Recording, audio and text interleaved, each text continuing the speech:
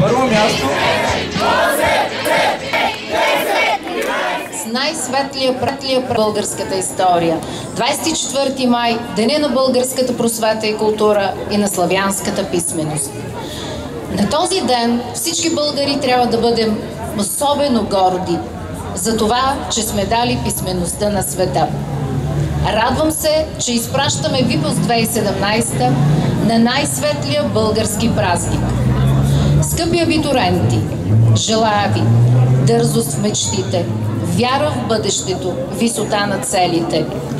Бъдете добри хора, успявайте се знания и умения навсякъде, където и да се намирате. На добър час!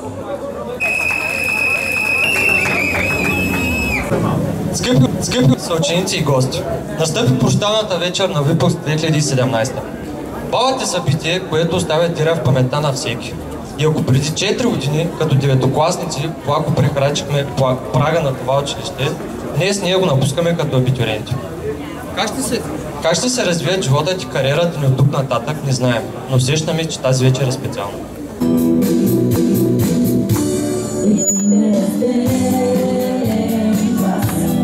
Радостни песни и шеги, дълго гласеше града за петия час.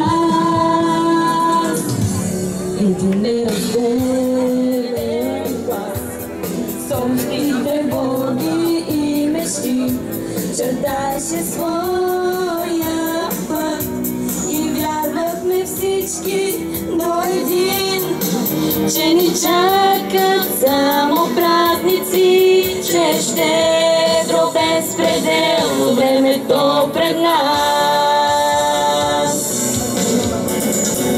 Къде останахте, чудни вечери? вечери с безброй желания неизречени.